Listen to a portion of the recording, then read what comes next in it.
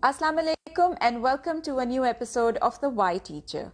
In today's episode, we are talking about discipline and the importance of setting up discipline inside the classroom. And so if you're a teacher, you would agree that without any discipline, it's almost impossible to deliver a successful lesson.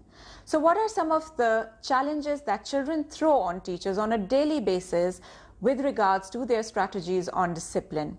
How many of us are pushed to punish our children?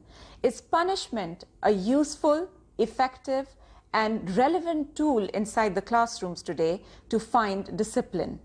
So for me, punishment is for short-term fixes. I don't believe punishment does anything for the child in the long term.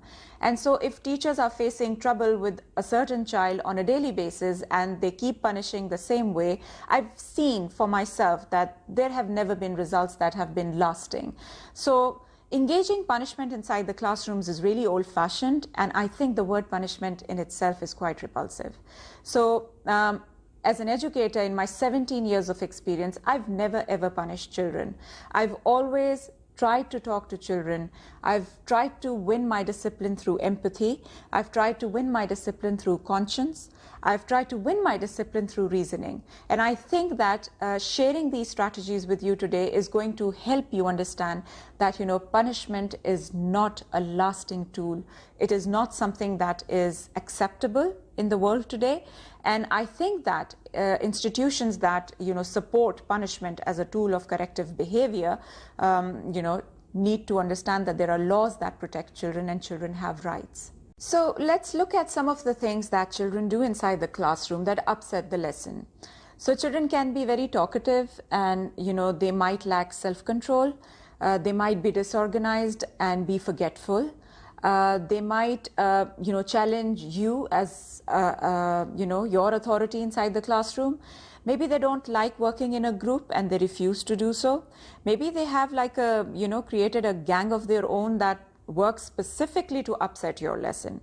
So whatever it might be, there is a certain reason why these behaviors are instigated.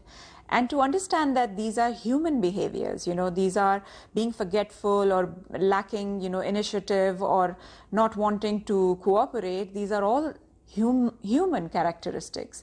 And knowing that, we as adults also possess these weaknesses, just understanding that, you're an adult and you have the power and you have the authority, so you can punish the child on these, very natural weaknesses of character. I think it's just absolutely unacceptable. So an important part of being an educator is understanding children. And I think that even though you might not have studied psychology, if you are, a teacher, it's integral for you to observe children. And so talking to children can give you a good idea about, what they're thinking and where they're coming from. And understanding the child is going to give you perspective onto the problem and is going to help you find a solution, a better solution. You will understand that punishment is not going to resolve it, because the situation that is persistently, part of the child's life is not going to go away with your punishment. So you have to try to find the core reason why a child behaves a certain way. And I think that there are various strategies that you can engage inside the classroom. So you can win your discipline through empathy. You can win your discipline through reasoning. And you can win your discipline if you give way to conscience. And I think these are things that you need to, address with your children in a way that you engage them in the process of understanding or self-reflection.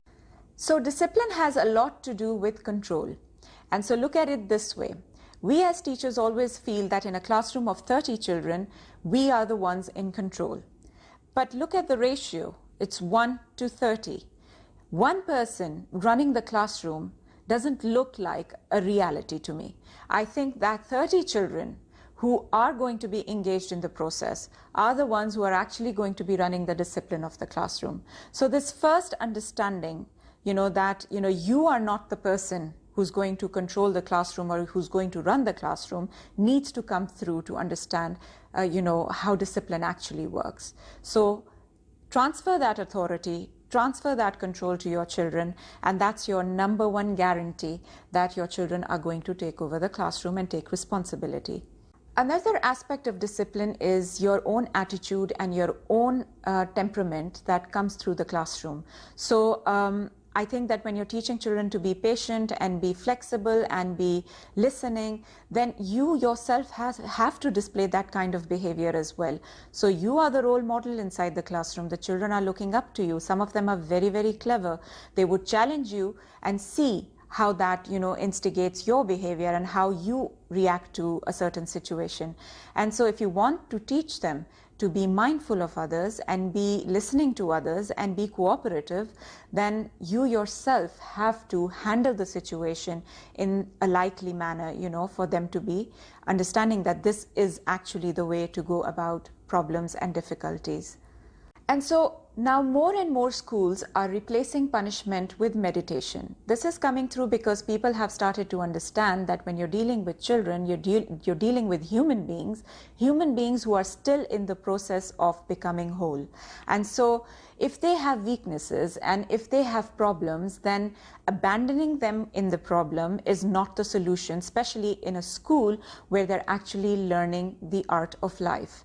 And so the first thing that we need to tell the children before they even begin to listen to what you want them to do is to tell them and to send a message that you're on their side and that you're going to get through this together. So one of the lessons that I learned as a teacher in the discipline process of children was that if you're not going to engage the children in the efforts that it takes to produce something in a classroom, and if you're not going to value the process yourself, then the children are going to find it more difficult to understand the discipline that you're trying to implement inside the classroom. So I did teach one class, a batch of students who were highly energetic and always had something to share. And so whenever I would enter the classroom, they always wanted to talk about diverse things and never really focus on the lesson plan that I had created for them. And so I always found it difficult to complete my lesson objectives.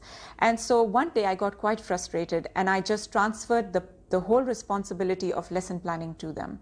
And I said, listen, I want you to plan tomorrow's lesson that I can teach you, and it's going to be according to your choice and the way you want me to deliver. And so the process of lesson planning actually opened up their eyes to the intensive thought process that goes into planning a lesson. And they realized how much time I was investing in creating these lesson plans. And so they became a lot more mindful of being a part of that lesson. And so a very small gesture from my side towards them, which was not a punishment or an act of making them pay for something, but rather opening up their eyes to what really is not working here and their role and responsibility in that whole process of learning, was something that I benefited as an educator. And I think that punishment there would not have worked as well as a lasting impression like this. So one of the reasons why children might become repeat offenders or stubborn, in their behaviors is that, there is no culture of apology and there is no culture of, empathy. And if you are a teacher and you present yourself as someone real, then if you make a mistake, you should also be able to apologize to the children and say that you're sorry. And I think that is something that hardly ever happens. And the more that begins to happen, the more the children will associate with this, this culture of reforming self. And I feel that as a teacher, if you project yourself as somebody who they can relate to in reality, then there are more chances of you finding a well-disciplined classroom where children will associate with how you feel, how being wrong is all right, how making a mistake is all right, but then acknowledging your mistake and moving on from that is also a process and is an important thing to do. And so to summarize, the world has changed and so have our children. Our children have rights and it is our responsibility as adults to safeguard and protect their rights. If we want our children to be reflective and critical and logical, then we have to set the right examples for them. If you like the video, if you have things to share, if you have strategies on discipline, please do share them in the comment box. And I'd like you to also enjoy a few clips that I'm attaching to my video that have been made with the help of my little son, Zain, who is quite a creative vlogger himself. And he has quite a critical eye on how I produce these videos and wants me to improve on their quality. And so he's helped me make these little clips that I want to share with you. Please do share your feedback on those as well. And I hope to see you next time. Allah Hafiz.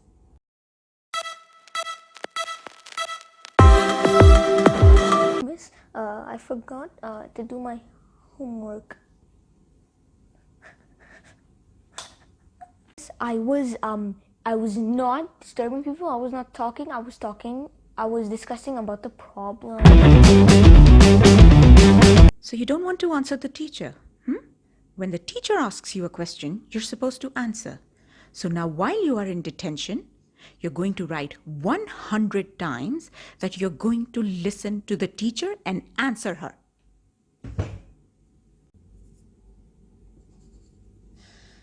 Oh, finally. Miss, may I please use the washroom? All right.